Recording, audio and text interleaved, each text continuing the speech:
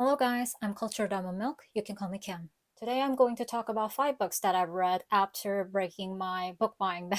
I know I have been doing very well since January, but I couldn't resist buying this book. That book is Familiar by Leigh Bardugo. First of all, look at the cover. How can I not buy this? Secondly, the story was so good. It was so captivating. Thirdly, the ending is masterpiece. I almost cried. It was so good. I had to reread the ending just to feel that emotion again when I first read it. It was so good. I don't want to spoil anything, so I wouldn't explain further into it, but I got really touched by it, and I didn't really enjoy that much of Shadow and Bone series, but I liked Six of Crows. But for me, Familiar is, I think, better than Six of Crows duology.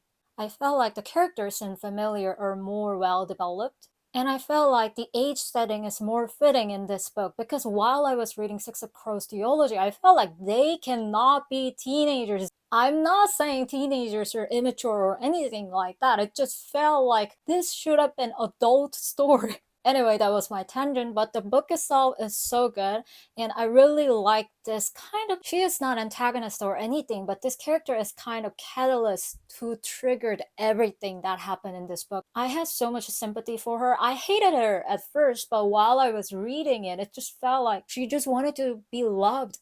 I'm not sure I could blame her for that. Although her actions were not the best, but eventually I think she kind of redeemed herself. When I ordered that book, I also ordered Funny Story by Emily Henry. So far, I have liked every single Emily Henry's book, except for Beach Read because I haven't read it yet. I'm waiting for more blazing, scorching hot summer weather in Korea right now. While I was watching reviews of Funny Story from other people, I realized that some people didn't like the male protagonist. Personally, I like him a lot. I think he is a charming guy. I know he is not the best at organizing, but I can kind of go over that because he's so good with elderly people. He's kind, he's nice, he has warm-hearted. And Daphne, I really like Daphne because one of my dreams was becoming a librarian. It just felt so nice to see her working as a librarian and loving her job while also developing herself in terms of characters and trauma and also relationships. The pacing was great. Maybe in the middle part was a little bit too slow for me, but other than that, I thoroughly enjoyed it. I think I finished it at least in 3 days while I was working 9 to 5 job. And then I went to one of the biggest bookstores in Korea, which is Kyobomungo in Gwanghwamun, and my boyfriend kindly offered buying one book as kind of surprise gift for me. I picked Lost on Me by Veronica Raimo. This book is very short but so funny.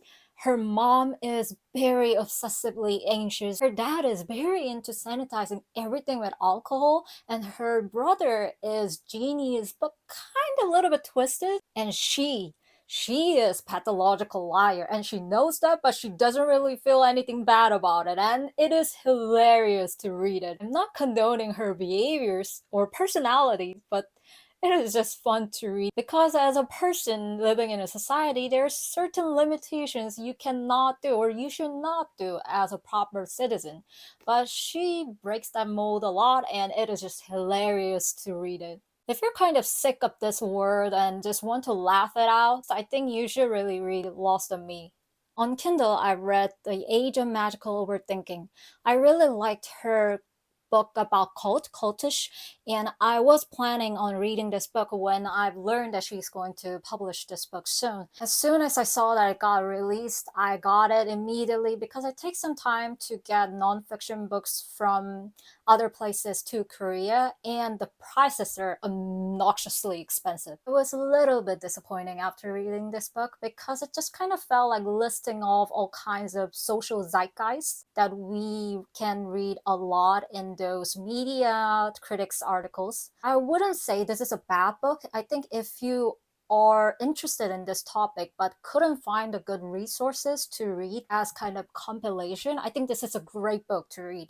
But if you're already familiar with it, or if you're like me and watch a lot of video essays on YouTube, I don't think you will really find a new thing while reading this. But One thing that really stuck with me is that people don't really want to admit that they made wrong judgment or decisions because they don't want to lose their social currency. For example, if you've made a terrible choice about your job, but you don't want to admit or change your job because now you feel like everyone in your life will judge you, that how can you make that kind of poor judgment? I thought you were a smart person. So you don't want to admit it, so you just stick with that job for a long time. I thought it was very interesting because we often hear that people don't want to admit their failure or misjudgment after putting a lot of effort, time, or resources. But the reason can be that they don't want to lose their social currency. So that was very cool. The last book I gave 5 stars. It was so fun to read, although it was very bleak book. It is Everyone in this room will someday be that. You might think this book is very cheerful with Bunny, but no, it's about mental illness. So this 27 years old girl is a lesbian, but she pretends that she is a Catholic to earn some money by working as a receptionist in this Catholic church. With that premise, it got me. It's just hilarious. This protagonist has anxiety disorder, and she has this kind of a lot of panic attacks or anxiety attacks during any kind of moment in her life, and she doesn't want to hurt other people, but at the same time, with this anxiety and other hardships in her life, she unintentionally and intentionally hurt other people, and this kind of creates a huge turmoil in her life. I really appreciate how realistic the descriptions of anxiety attacks were. And when I read the interview at the end of the book, the author said she has an anxiety disorder and depression. I just highlighted so many of the pages. I just love how she writes her sentences. It's short, it's concise, but it just packs a punch. It conveys what she wants to convey. Probably it's going to be my top 10 list, at least top 10 list of 2024 reading. But before you running to the bookstore to buy this book, I want to tell you that personally, I felt like the ending was a little bit rushed because there were so many problems that she was going through, but it just ended like this at the last moment. And I just felt like, I know it is fiction, but it just felt like a little bit too unrealistic because until that point, everything is so realistic. At least for me, it just felt like, oh my god, this just feels like real life. And then it just ended like a little bit too optimistic. It just kind of felt like rose tinted glass optimism. So these were 5 books that I read after breaking my book buying ban, and what can I say? I'm very happy that I broke it.